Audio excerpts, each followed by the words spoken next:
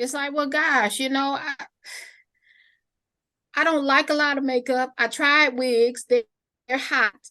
Um, I like dressing a certain way. Modest is modest, sexy. I don't know. It's the Self-Care for Success show. Meet your certified life and book coach, Joanne Dean. Greetings and welcome to the show. Today's guest is a lifelong educator, teacher coach, author, mentor, and child of God. Please help me welcome Erica Dean to the show. Hello, everyone. Hello. Thank you so much for being here today. Let me start off by asking, how are you? I'm okay. I'm just finished work. We're getting ready for the 2023-2024 school year with Detroit Public Schools. So I pray that your audience prays for us as we get things ready. That's curriculum, anything dealing with K-8 literacy. I am in that mix. So that's where my head is right now. Gotcha. Well, I appreciate you carving out the time for me because I know it's a busy time for you. Talk a little bit about who is Erica Dean? Wow, that is a wonderful question.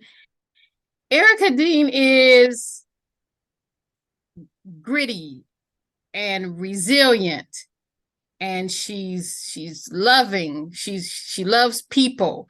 She loves being warm and friendly, but she also takes care of business. And there's just so much that goes into that taking care of business. So Erica is like that movie says, everything all at once. I like that. Which can be tough. Yeah, that can be tough sometimes. Mm-hmm. Talk a little bit about what has inspired your journey. Oh, wow. Just trying to get better every year.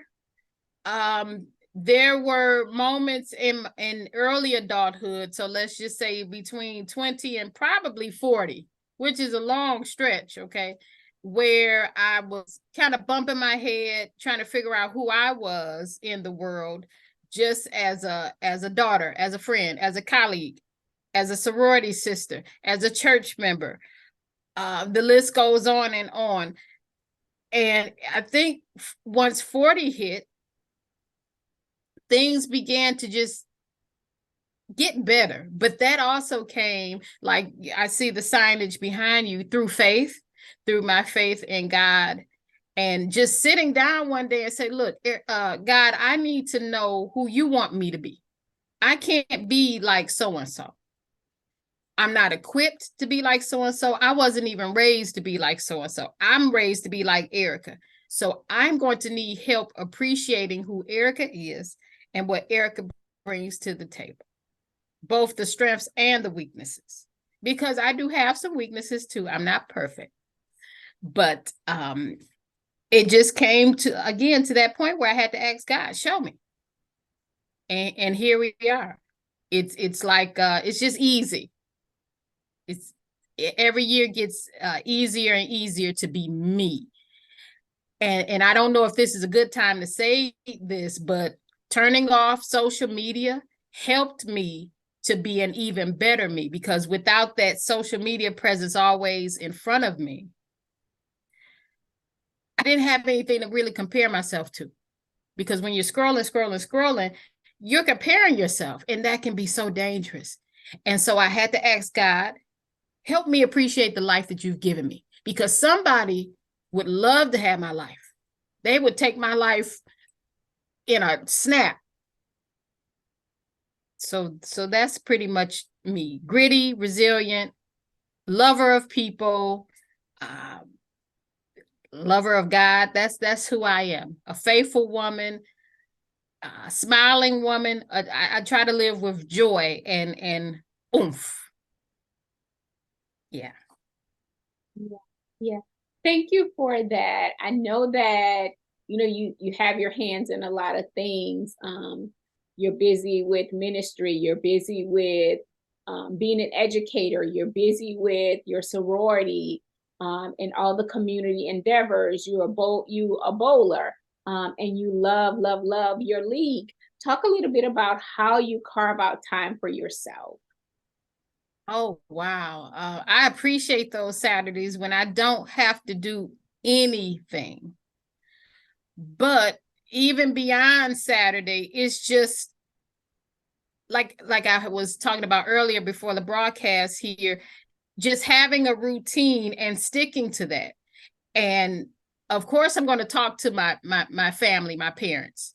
I'll pick up the phone but beyond that, sometimes I have to look at the phone, unfortunately, and decide, God, are we going to talk? Because maybe the person on the other end, I don't have anything else to give. The cup is empty. I just have a few drops left for mom and dad and some family members. But anybody else, they have to wait till the cup gets refilled. And I question that all the time. But if I don't replenish my cup with a little goofy movie, my playlist, I love working with my hair. Now that is my happy place. I turn on that playlist and I'll do my hair. I have my foot spa, just different little things I do that helps to refill my cup. And I pray. And we can't negate prayer. I do pray to God. I'll just shut everything down and pray and listen and wait for the answer. So those are just some of the ways that I do that and pour back into me. Not trying to be mean, but again, like I tell people, if my cup is empty, I have nothing else to give. So my prayer as a single woman, when the husband, when and if, we say when and if because it's not guaranteed, but when and if the husband, the companion shows up, I pray that I have space and learn how to, for lack of a better term, fit him into the mix, because I'm so used to not having to worry about that. When that name shows up, I want to have something left for him. So that's the only thing I question. But other than that, back to your original thought, I have just a routine and little things that I do to refill the cup. Thank you for that. Talk a little bit about if you have had any fears to show up along the way. I know that, your career has been a long-standing one, and I'm sure you have encountered many things along the journey, but talk about any fears or barriers you faced. Oh, wow. Well, right now in my career, again, Detroit Public Schools, best school district on earth. Okay, I had to say that. The fear as a teacher coach is, did I reach whoever I was supposed to reach? Did I reach my coachee? I'm pretty sure you can identify that because you're a life coach. Did I present in such a way where they got it and they can apply whatever I was trying to help them with to their life? And if I revisit them a week later, a month later, and if they're still struggling, I feel, oh, that's on me. It's not 100% on me, but part of that, what did Erica do or didn't do? Was it something I said? Was it something I did? So my biggest fear is just not presenting well. And I work on that every time I coach, because I want everyone to win. When we put on our coaching hat, we're like the NFL and the NBA. We're coaches. We're trying to coach people up so they can win. And that takes a lot. So again, my biggest fear is that I did something that maybe they is a barrier to them grasping what they need to grasp in order to be successful in the classroom. That's a big fear. And I'm very conscious of how I entreat my fellow teachers and the administrators, but especially the teachers, because in my role, I'm also unionized. I'm in the same union as the teachers. So, and I'm also central office. So that's there's a line. And so I want to do right by the teachers. And I also want to do right by the administrators as well. So I'm praying every conversation. I'm praying, Lord, give me what to say. So this will stick. So again, biggest fear, just not being able to reach the coachee. I'm sure you're doing a much better job than you're giving yourself credit for. Yes, I've heard people say that I'm hard on myself, but I am. I know I am. You can't be harder on Erica than Erica is on herself. I can't help it. I'm built that way. Is it a good thing? Probably not. But it's what makes me me. We all got something. And talking about we all have something, what do you want to be known for?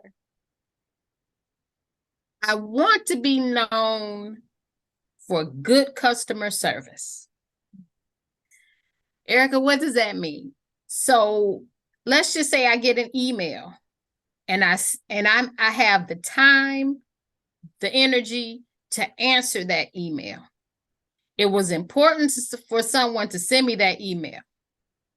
And again, if I have the time and energy to answer it right then or within at least 10 minutes, I'm going to do that. And I have so many emails that has said, thank you for the quick response. I get paid to answer email. Okay. I know this is going like worldwide, but that's part of my job. And if I can't answer it then, the least I can do is say, hey, thank you for reaching out. Let me look into it. That gives me some time. But again, if I've got the time, it's hard for me to just leave things there because, again, I want to be known for good customer service. I can depend on Erica Dean. I want that name to mean something.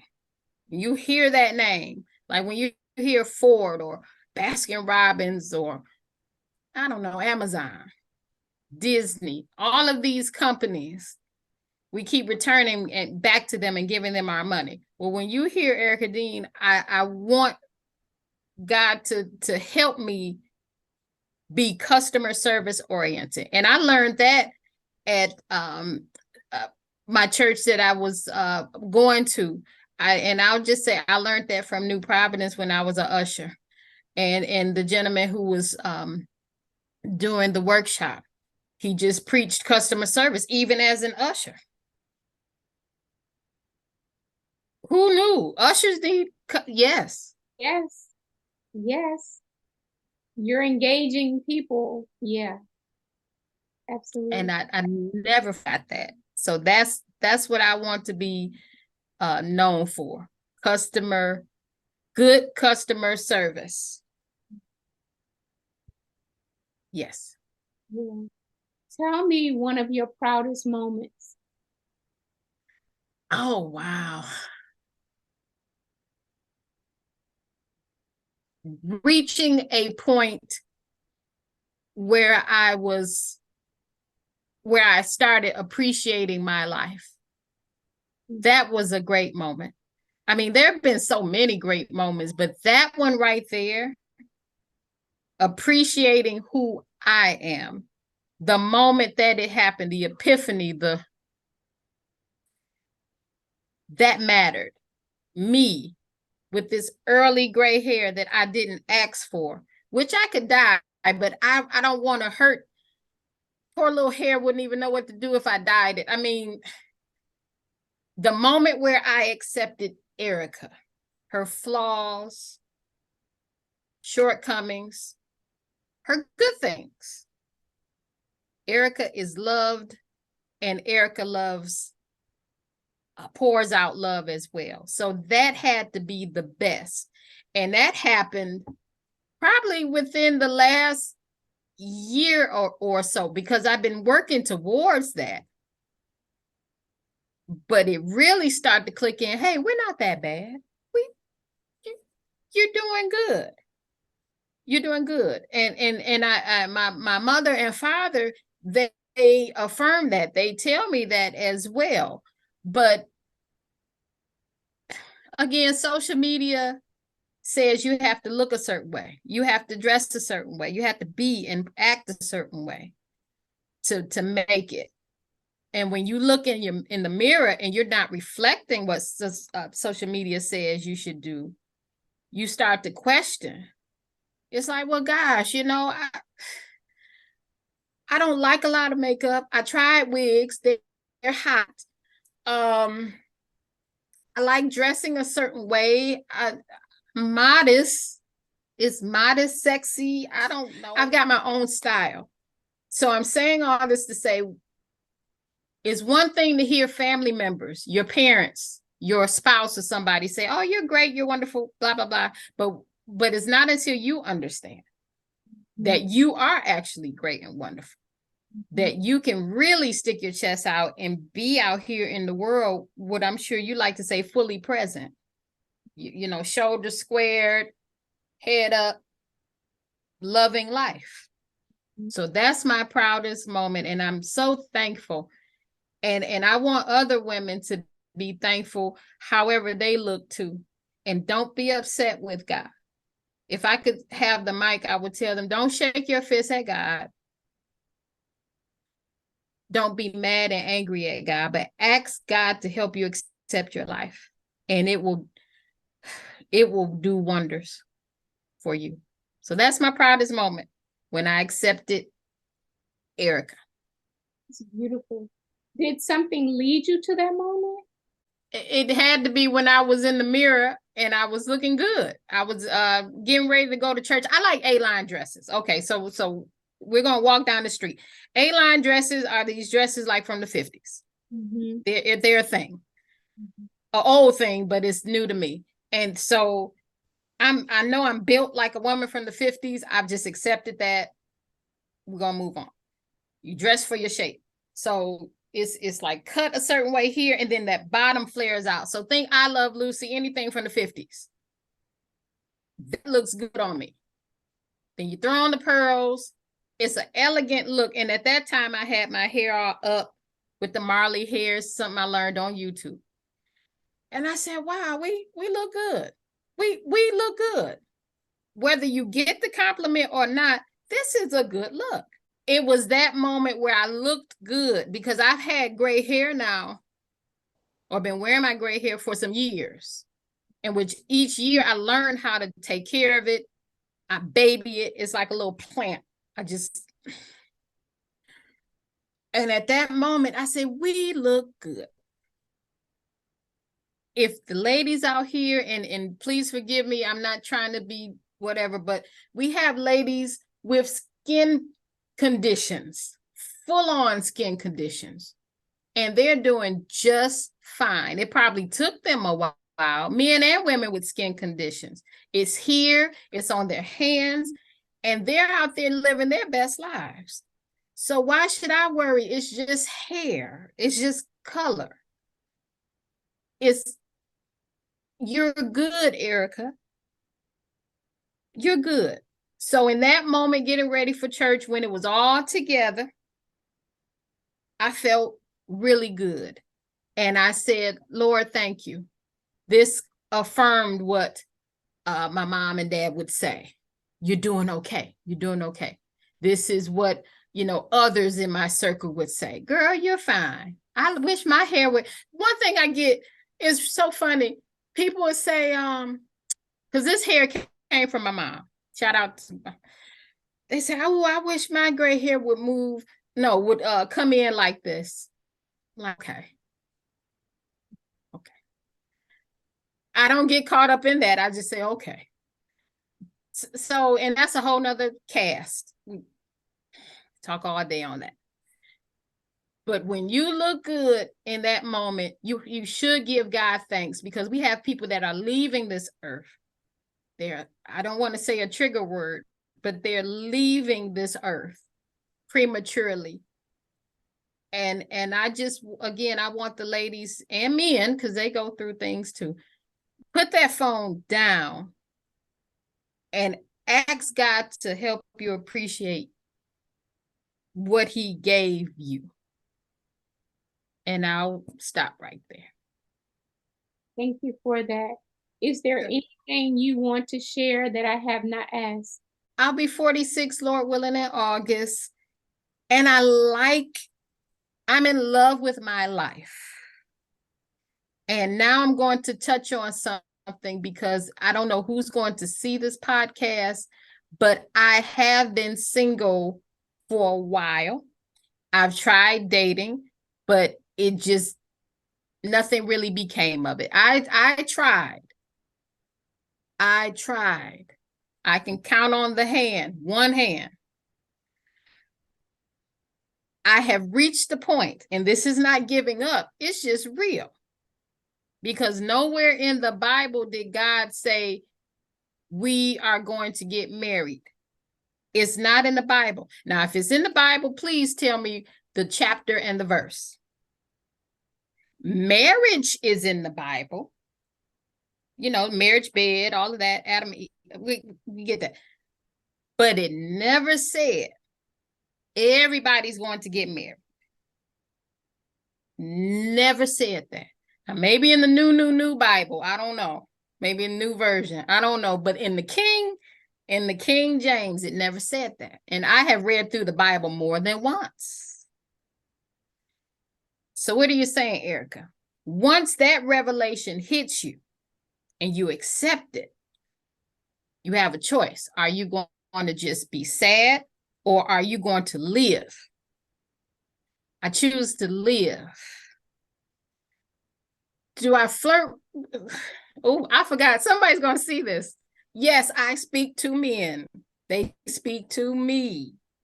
Yes. It's just that next step that comes after that has not happened. You know, I'm a woman. I speak. Okay. I give compliments. I do. But I'm not giving up. You know, the shade is not all the way down yet on my life. But I choose to live and just enjoy, because I like getting up in the challenge of living. And there's still good things. Whether you're married or not, there's good things in life.